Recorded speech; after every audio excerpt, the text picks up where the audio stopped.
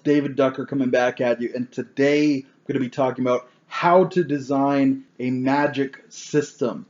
This is a question that comes up quite often in the forums. People asking, break my system, play test my system.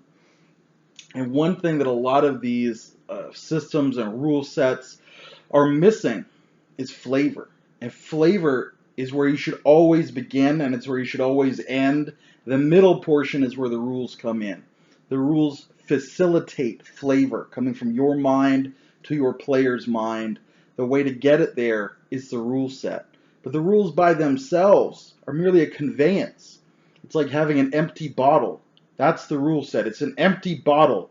The rules without any flavor is really not very useful. It's useful if you can put flavor in, if you can put flavor out. That's great. Just having a bottle doesn't do you a lot of good unless there's something inside, unless you have something to put inside of it. But back onto the topic at hand. How should you be designing a magic system? Flavor. You start by creating your divinities and their miracles, their religion. You start by creating the Mages Guild, the cosmology, and their spells. Write these things down. Say to yourself, do I have two schools of magic, white magic and black magic?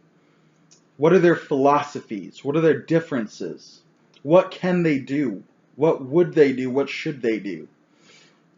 What could they do if not bound by philosophy? And say, okay, white mage, he will do everything that is goodly. He will heal people. He will protect people.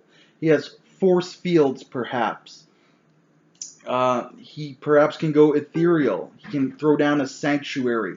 He can have an exorcism to remove demons from your body. He can create magic circles of protection, perhaps. He can remove poison. Whatever you think he should do. Maybe shine a light. Maybe the light is good. And so he can shine that light. But start with the flavor. Make your list, things he can do. Start with the philosophy. Morally, what does he want to do? And you can even come into the cosmology, of how your world works. How did magic come into the world? What powers and fuels it? Now come over to your other school, your other guild, your other cabal of sorcery. The black mages. What can they do? Maybe they can poison. They can cause you to spasm in agony. Some voodoo. Maybe they can summon the undead. They can take a corpse, breathe black locusts into its mouth, and it rises as a zombie. Maybe they can create smoke and shape it, for that is the opposite of light. So make, again, your philosophy. What do they want to do? Their cosmology. What does it make sense with your rules of physics, your rules of magic? Does it make sense for them to be able to do? Then make your list. Write it down. Once you've got all this depth and detail, the flavor, now you grab your bottle, your rule set. You stat it out. You say, okay, he's got these 10 spells. He's got these 10 spells.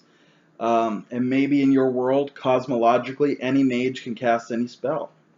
Or maybe you have to slowly learn each spell one by one. Or maybe you can try to cast any spell, but it's only as you get more powerful that you're actually able to execute the more difficult spells. And maybe a failed execution is not just draining, but it can cause magical mishaps, demons to appear. It can cause reality to warp in strange ways. But it should always flow from the flavor. Okay? What do you want it to do? What's more interesting? What's more dramatic? What makes sense in your world and its history? Think of that.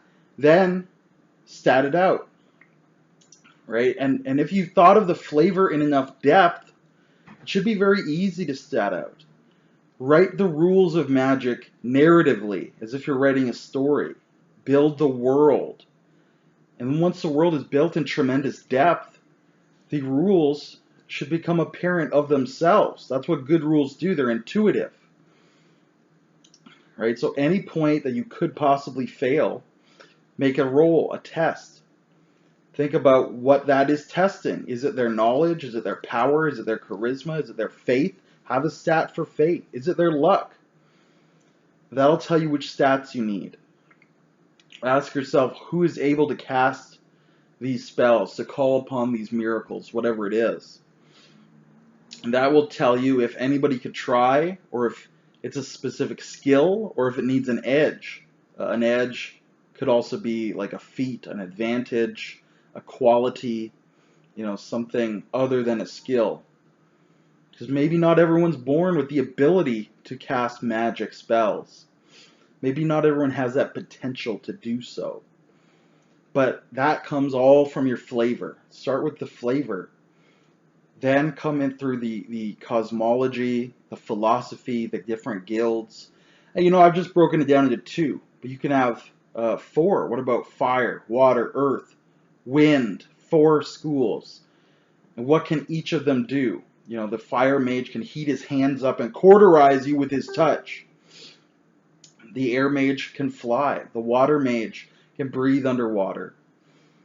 Or perhaps he doesn't need to breathe. Now he's even immune to smoke and poison of the sort. The earth mage, perhaps he can turn into steel or stone. Whatever it is, start with the flavor though.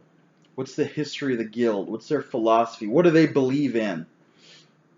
You can look at Legends of the Five Rings, which has great philosophy.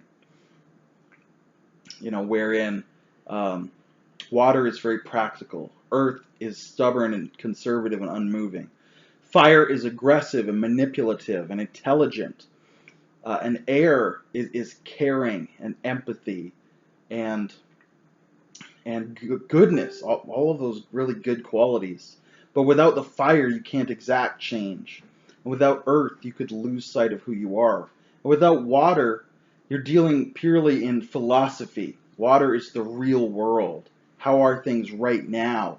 What are your actual problems? That's what water, the philosophy of the water ring, wants to get out of you. So I just wanted to do this video to say, don't start with mechanics. Mechanics are the very last step. It's the last thing you should be worried about.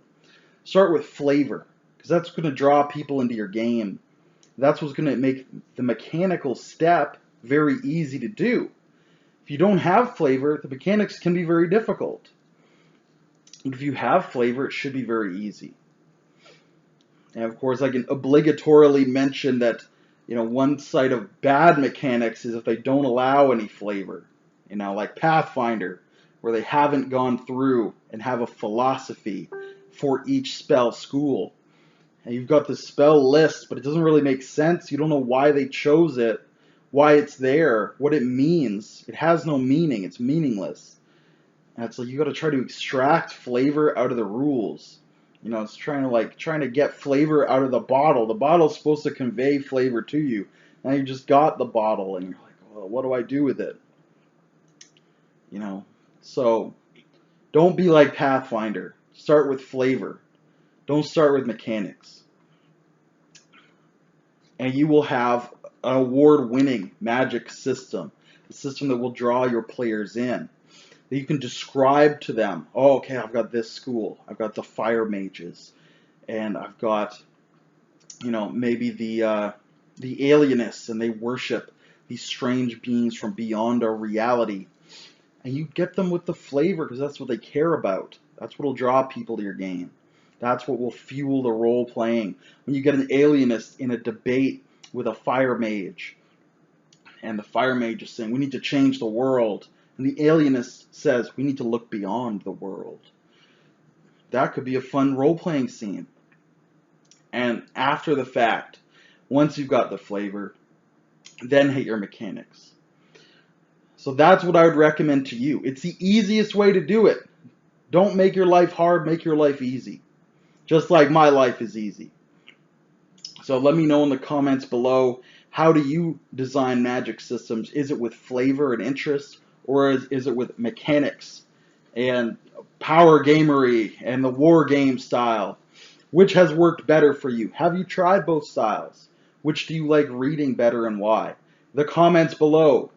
And until I see you again, good day and good gaming.